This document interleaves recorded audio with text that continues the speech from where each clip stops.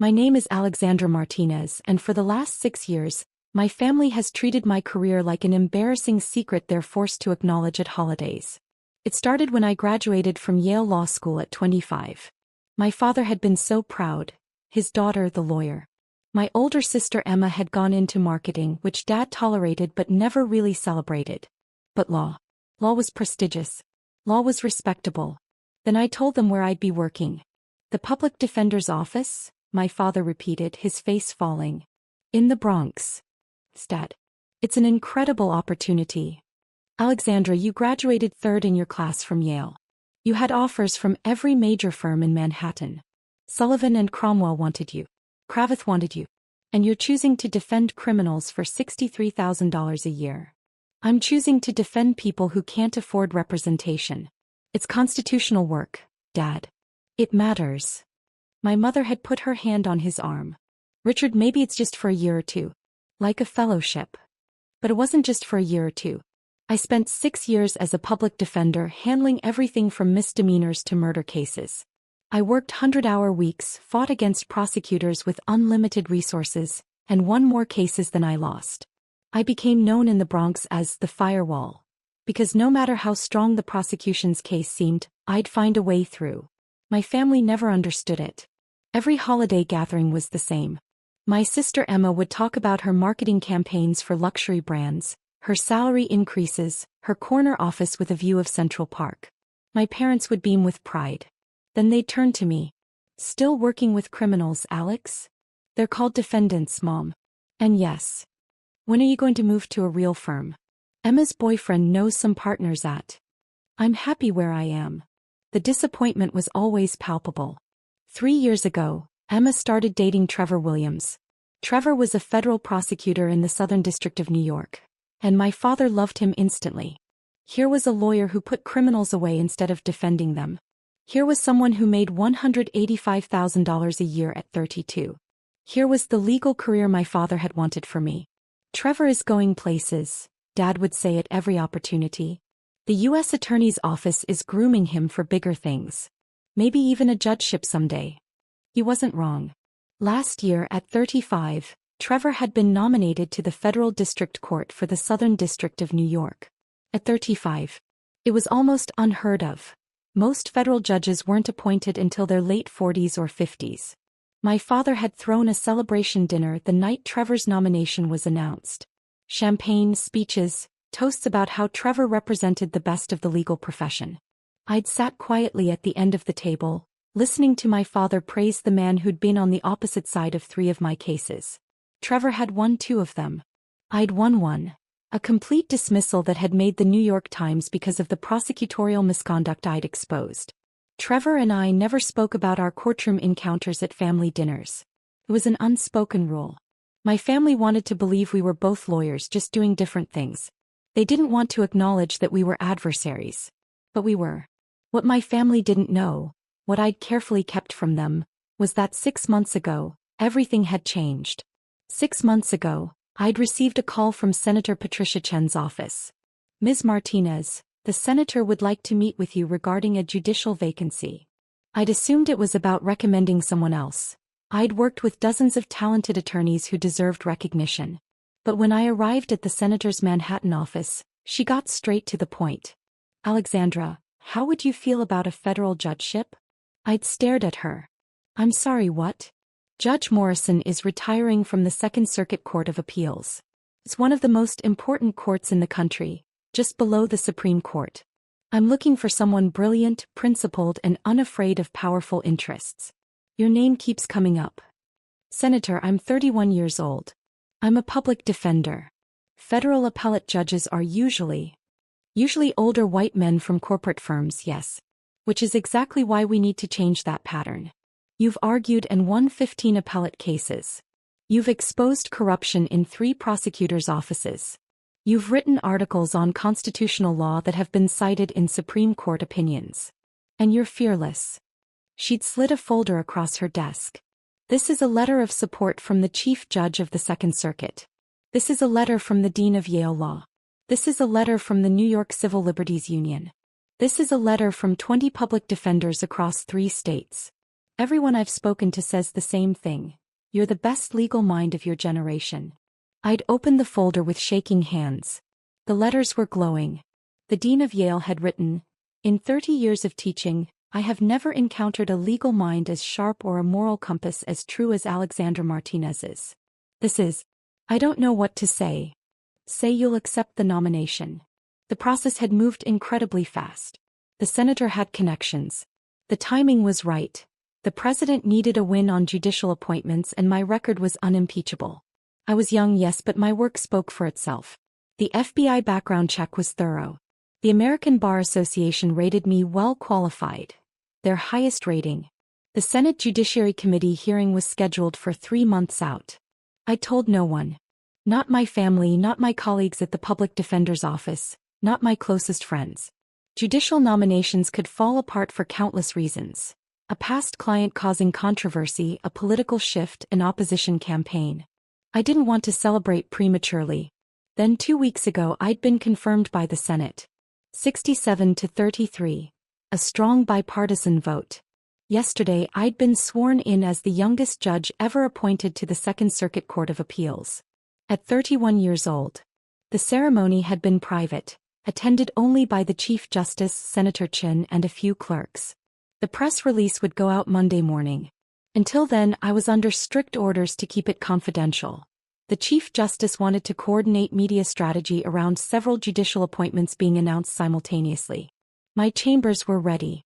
My nameplate had been installed. Honorable Alexander Martinez, Circuit Judge. And Monday morning, I had my first case assignment meeting with the Chief Justice and the other judges on the Second Circuit. The same Monday morning as my father's retirement party. The text from my father came on Wednesday, 5 days before both events. Retirement party Saturday, 6 p.m. at the plaza. Black tie. Everyone important will be there. I read it twice. My father was retiring after 35 years as a senior executive at a major pharmaceutical company. This was a big deal for him. Of course I'd be there. I replied, "I'll be there. Congratulations, Dad." An hour later, another text. "Actually, I need to talk to you about the party." He called immediately after. "Alex, I need to ask you for a favor." "Of course, Dad." "What is it?" "The party is going to be high profile. Board members, executives, investors. Trevor's parents are coming, his father is on the board, you know. And Trevor just got his official commission as a federal judge last week. He'll be sworn in Monday morning." "That's great," I said, meaning it. Whatever our professional relationship, Trevor had worked hard for the appointment. "Yes, well, the thing is, Emma is going to be there with Trevor and she's going to announce their engagement. We're planning this whole moment. Trevor's judicial appointment, their engagement, my retirement. It's a celebration of success." I waited, sensing something coming. "Alex, I think it might be better if you don't come." The words hung in the air. "You're uninviting me from your retirement party?" "Not uninviting. Just suggesting it might be more comfortable for everyone if you sat this one out. Trevor's going to be surrounded by legal professionals, judges, senior prosecutors.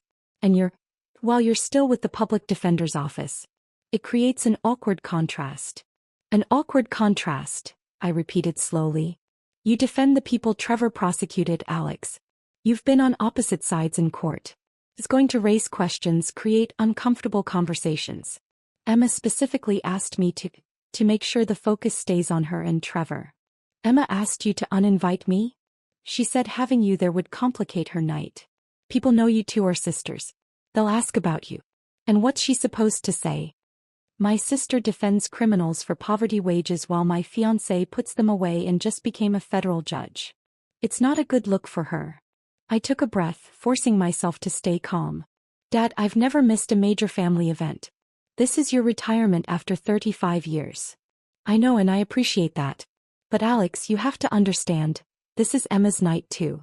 She's 33, she's finally settling down with an accomplished man, and she deserves to shine. You can come to something smaller. We'll do a family dinner next month, just us." "A family dinner," I said quietly. "Yes. Look, I know this sounds harsh, but you made your choices. You chose a career that doesn't reflect well on the family. Trevor is a federal judge. You defend people who belong in prison. Can you see how that creates problems?" I almost laughed. Almost told him everything right then. But something stopped me. Maybe it was pride. Maybe it was pettiness. Maybe it was the desire to see his face when he realized what he'd done. "Okay, Dad," I said quietly. "I won't come to the party. Thank you for understanding. This is for the best." "And Dad? Trevor's swearing-in ceremony is Monday morning, right?" "Yes, 9 a.m. at the Daniel Patrick Moynihan Courthouse. Emma and I are going. It's going to be a proud day." "I'm sure it will be," I said. After we hung up, I sat in my small apartment in Brooklyn, looking at the framed photo of me at my law school graduation. My father had his arm around me in that photo, beaming with pride. That was 6 years ago. Before I'd disappointed him. I called my best friend from law school, Marcus, who was now a professor at Columbia. "They uninvited you from your own father's retirement party?" he said, incredulous. "Emma's engagement announcement takes priority, apparently. Alex, you need to tell them. You need to tell them you're a circuit court judge. The press release doesn't go out until Monday morning. I'm under orders to keep it quiet until then. So tell them Sunday. After the party." "No," I said slowly, an idea forming. "I have a better plan." Thursday morning, I received my case assignments from the Chief Justice's office. My first oral argument session would be Tuesday. 3 cases, all civil rights issues I'd be hearing with 2 senior judges. Friday, I met with my 3 law clerks, brilliant recent law school graduates who'd be helping me research and write opinions. We spent the day going through my chambers, organizing case files, discussing judicial philosophy. "Judge Martinez," one of them said, I still wasn't used to the title. "Do you mind if I ask a question?" "Of course." "How does it feel? Being the youngest appellate judge in the country? And coming from a public defender background?" I smiled. "It feels like I have a lot to prove. And like I finally have the power to fix some of the systemic problems I've been fighting against for 6 years." Saturday morning, the morning of my father's retirement party, I went for a long run in Prospect Park. I thought about my dad, about Emma, about Trevor, about the last 6 years of being treated like a disappointment. I thought about showing up to the party anyway, making a scene, announcing my appointment in front of everyone. But that wasn't who I was. I didn't need their validation. I didn't need their party. I spent the afternoon reading case files for Tuesday's oral arguments. At 6 p.m. when the party was starting, I ordered Thai food and continued working. My phone buzzed. A text from Emma. "Dad said you're not coming. Probably for the best. Trevor's parents keep asking about you and it's awkward explaining what you do. Enjoy your evening." I didn't respond. At 8 p.m. my phone buzzed again. A photo in the family group chat. Emma and Trevor, her showing off a massive engagement ring, my father beaming beside them. The caption, "So much to celebrate. Trevor's federal judgeship and our engagement. Best night ever." Dozens of comments flooded in from relatives. "Congratulations. What an accomplished couple. A federal judge in the family. How wonderful." My Aunt Nancy commented, "Too bad Alex couldn't be here, but I understand she's busy with her work." I turned off my phone and went to bed early. I had a big day Monday. Monday morning I woke at 5 a.m. I put on my most expensive suit, a black Armani I'd bought specifically for the swearing-in ceremony that my family didn't know about. I had my hair done professionally. I looked like exactly what I was, a federal appellate judge. At 8 a.m., I arrived at the Thurgood Marshall United States Courthouse at 40 Foley Square. Not the Daniel Patrick Moynihan Courthouse where Trevor would be sworn in. That was for district court judges. The Thurgood Marshall Courthouse housed the Second Circuit Court of Appeals, one level up in prestige and power. My chambers were on the 15th floor with views of downtown Manhattan. My nameplate gleamed on the door. Honorable Alexander Martinez, United States Circuit Judge. At 8:30, I met with the Chief Justice and the other Second Circuit judges for our case assignment meeting. We discussed the week's oral arguments, debated some procedural issues and reviewed pending motions. At 9:15 my assistant knocked on my door. "Judge Martinez, Judge Williams just arrived for his orientation meeting. Chief Justice Roberts is walking him over." "Trevor." "Here. For his orientation on how appellate courts worked, since district court judges needed to understand the appeals process." "Thank you, Jennifer. Please show them to the conference room. I'll be right there." I took a breath, straightened my robes. Yes, I was wearing my judicial robes for the first time, and walked down the hallway. Through the glass walls of the conference room, I could see Trevor in his new suit, looking proud and confident. The Chief Justice was speaking to him, gesturing around the courthouse. I opened the door. "Good morning, Chief Justice." "Good morning, Judge Williams." Trevor turned around. His face went completely white. "Alex," he said, his voice barely a whisper. "Judge Martinez," the Chief Justice corrected gently. "Though I understand you two know each other." "Trevor, Judge Martinez was confirmed to the Second Circuit 2 weeks ago. She'll be one of the appellate judges reviewing cases from your district court." Trevor stared at me. At my robes. At the nameplate I'd brought with me to the conference room. You're a circuit court judge?" he managed. "As of last week," I said calmly. "Please sit down. The Chief Justice and I are here to walk you through how the appellate process works." Trevor sat down mechanically, still staring. The Chief Justice began explaining the relationship between district courts and appellate courts, how cases moved up the chain, what district court judges needed to include in their rulings to make them easier to review on appeal. Trevor wasn't listening. He kept looking at me, then at the Chief Justice, then back at me. "I'm sorry," Trevor finally interrupted. "I need to understand. Alex, Judge Martinez, is on the Second Circuit? The Court of Appeals?" "That's correct," the Chief Justice said. "But she's 31 years old." 31 and brilliant," the Chief Justice said firmly. "Her confirmation was one of the smoothest I've seen in years. The American Bar Association gave her their highest rating. Her Senate confirmation was 67 to 33, which in this political climate is practically unanimous. But she was a public defender. And one of the finest lawyers I've encountered in my career," the Chief Justice said, his tone cooling slightly. "Judge Martinez has argued 15 appellate cases and won 13 of them. She's exposed prosecutorial misconduct in 3 separate offices. She's written extensively on constitutional law. Her legal mind is exceptional." Trevor looked like he might be sick. "The press release went out an hour ago," I said quietly. "It's probably hitting the news now." Trevor pulled out his phone with shaking hands. His face somehow went even paler as he scrolled. "Oh my God," he whispered. "Oh my God, Emma. Your father." "What about them?" the Chief Justice asked, confused. "They're my fiancé and her father," Trevor said faintly. They don't know." "Don't know what?" "That Alex, that Judge Martinez, is on the Second Circuit." The Chief Justice looked at me, then at Trevor, understanding dawning. "I see," he said carefully. "Well, they'll know now. It's front page of the New York Times legal section. At 31, Alexandra Martinez becomes youngest Second Circuit judge in history, breaking barriers as former public defender." Trevor was scrolling frantically through his phone. "My phone is exploding," he said. "Every lawyer I know is texting me. Emma is calling. Your father is calling." He looked at me. "Why didn't you tell them?" "They didn't ask," I said simply. "And I was under orders to keep the appointment confidential until the press release went out. But at the party, Emma announced our engagement. I was celebrating my appointment. If we'd known you were..." He stopped, realizing what he was saying. "If you'd known I was a circuit court judge, you wouldn't have excluded me?" I finished for him. "That's interesting, Trevor. Because my career didn't change. My accomplishments didn't change. The only thing that changed was your perception of their value." My phone buzzed on the table. Then again. And again. The Chief Justice glanced at it. "You should probably turn that off. You're going to be receiving a lot of attention today." I silenced my phone, but not before seeing the notifications. Emma, 37 missed calls. Dad, 28 missed calls. Mom, 19 missed calls. The family group chat, 156 unread messages. Trevor stood up abruptly. I need to call Emma." "Excuse me."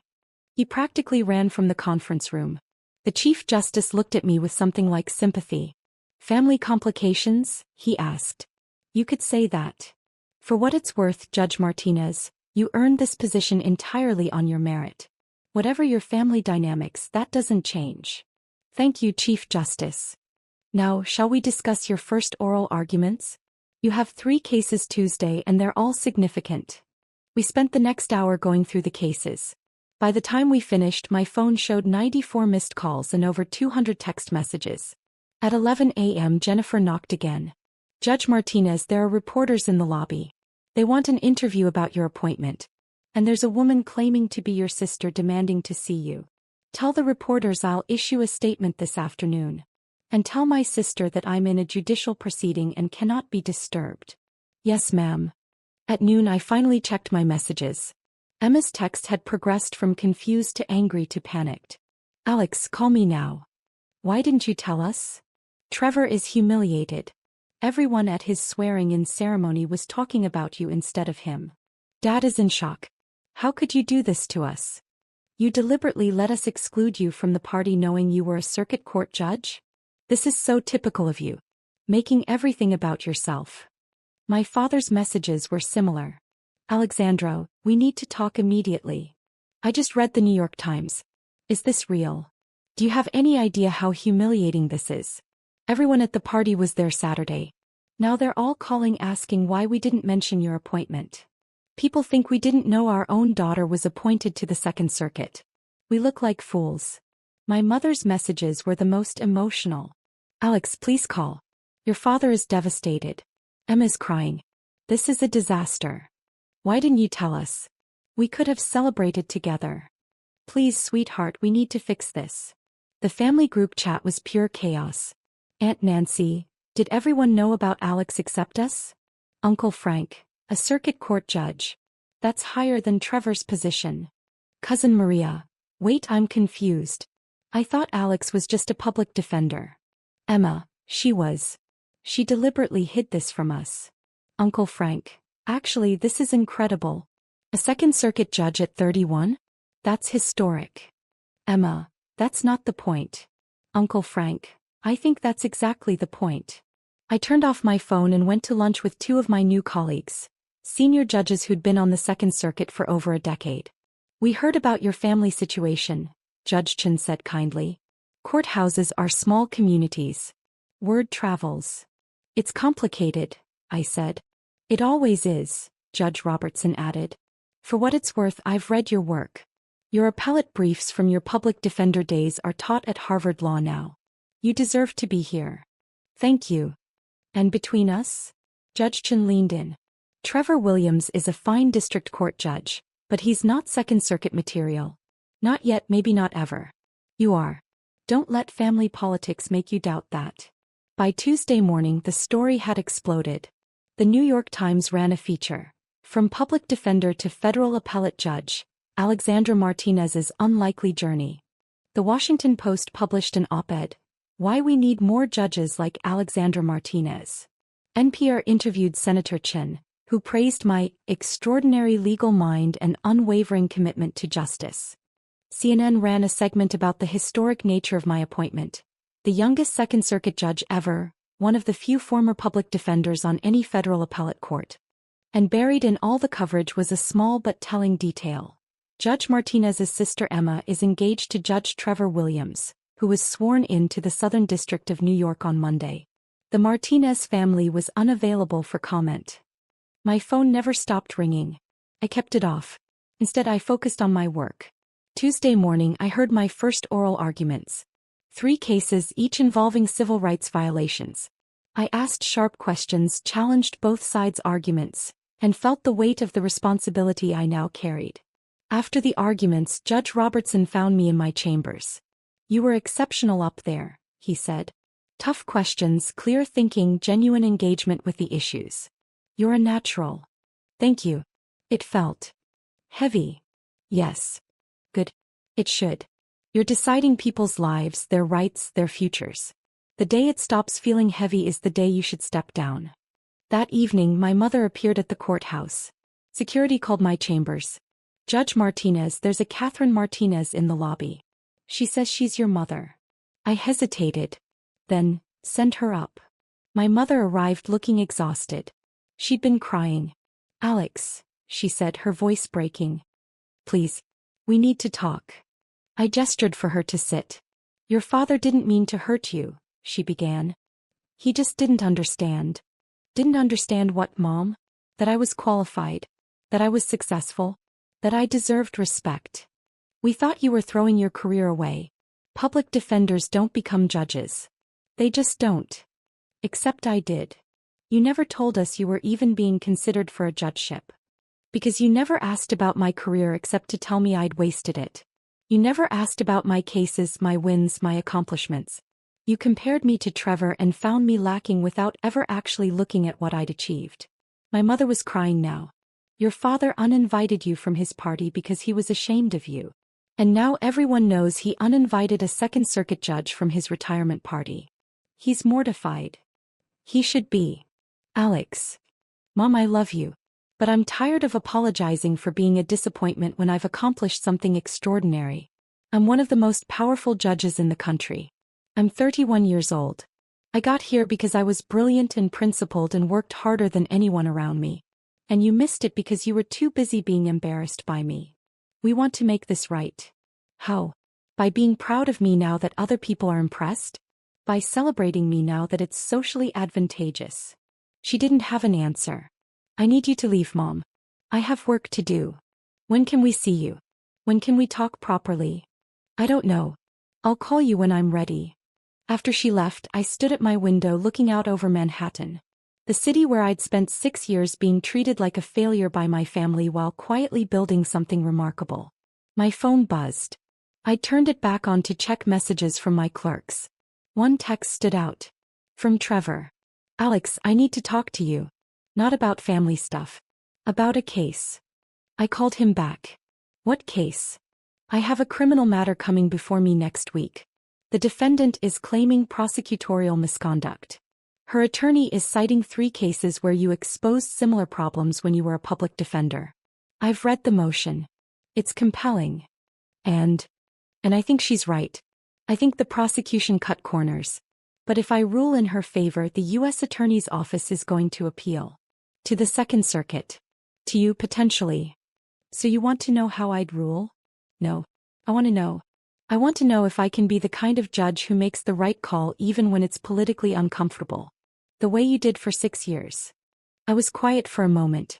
Trevor, you don't need my permission to be a good judge. You just need to read the law, look at the facts and rule accordingly. That's the job. Your family is furious with you. I know. Emma says you embarrassed her on purpose. That you could have told us about your appointment but chose not to. Do you think that's true? He paused. I think you made your own path while we were all too busy judging you to notice. And I think I owe you an apology. Trevor. I'm serious. I've been opposing you in court for 3 years. I won some, you won some. But I never respected you the way I should have. I saw public defender and I assumed, I don't know what I assumed, that you were less serious, less talented. It was stupid and wrong. Thank you for saying that. For what it's worth, everyone at the courthouse is talking about you. The clerks are thrilled there's a former public defender on the circuit. The other judges are impressed by your work. You've already changed the culture here and you've been on the bench for less than a week. After we hung up, I felt something shift. Not forgiveness, not yet. But maybe the beginning of understanding. 3 months later, I was in my chambers preparing for oral arguments when Jennifer knocked. Judge Martinez, your father is in the lobby. He doesn't have an appointment, but he says it's important. I thought about turning him away. Then, give me 5 minutes, then send him up. My father appeared looking older than I remembered. He carried a folder. Alexandra. Thank you for seeing me. You have 15 minutes. I have oral arguments at 2. He sat down across from my desk, looking around at my chambers. The law books, the framed opinions I'd already written, the photo of my swearing-in ceremony. I came to apologize, he said quietly. Not a quick apology. A real one. I waited. I spent 35 years in business, he began. I learned to assess value quickly, what mattered, what didn't, who was important, who wasn't. It made me successful. It also made me blind. He opened the folder. I've been reading about you. Everything I could find. Your cases, your appellate briefs, your law review articles. Did you know your work is taught at 5 different law schools? I knew about Harvard and Yale. Columbia, Stanford, and Berkeley too. I called the dean at Yale. She said you were the best student she'd taught in 30 years. She couldn't believe we weren't celebrating you constantly. He pulled out a printed article. This is from the National Law Journal. They ranked you as one of the 40 most influential lawyers under 40 in America. You're number 12. Trevor is number 37. Dad. Let me finish. I was proud of Trevor because he fit my understanding of success. Federal prosecutor, federal judge, impressive salary, powerful position. But I didn't understand that you'd achieved something rarer.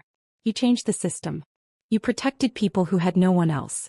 You did it brilliantly enough to be appointed to one of the most important courts in the country at 31 years old. He looked at me directly. I was wrong, Alexandra. Not just about the party. About 6 years of treating you like you'd failed when you were succeeding in ways I was too narrow to recognize. I'm sorry. Thank you, I said quietly. I know I can't fix this with one conversation. I know I hurt you deeply. But I want to try. If you'll let me. I thought about it. About 6 years of disappointment. About the retirement party. About being treated like an embarrassment. But I also thought about my mother's visit, about Trevor's call, about the article my father had brought showing he'd done actual research into my career. I'll think about it, I said. But Dad, I need you to understand something. My career isn't less valuable because it doesn't look like yours. My success isn't less meaningful because it came from helping people instead of from making money. If you can't understand that, we can't move forward. I understand that now, he said. I should have understood it 6 years ago.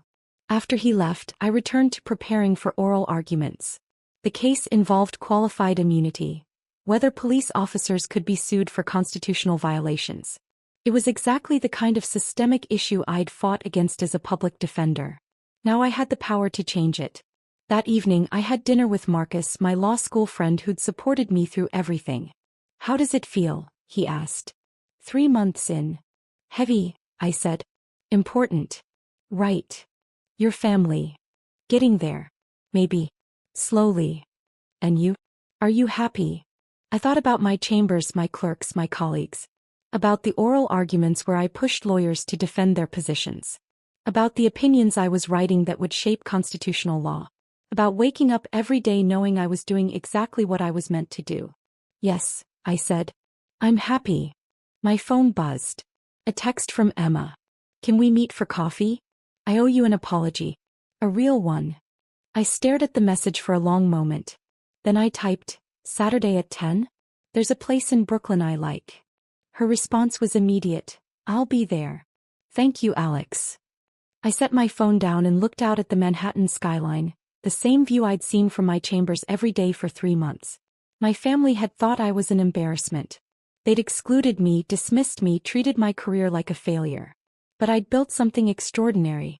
I'd changed lives, protected rights, and earned one of the most important positions in the American legal system. I was the Honorable Alexander Martinez, United States Circuit Judge for the Second Circuit Court of Appeals. And I'd done it not despite being a public defender but because of it. I'd proven that success doesn't always look like what your family expects. Sometimes it looks like standing up for people everyone else has given up on. Sometimes it looks like fighting uphill battles in underfunded offices. Sometimes it looks like choosing principle over prestige. And sometimes, if you're brilliant and dedicated and a little bit lucky, that path leads you exactly where you're meant to be. My chambers. My courtroom. My chance to change the system from the inside. They'd uninvited me from the party. I'd built my own.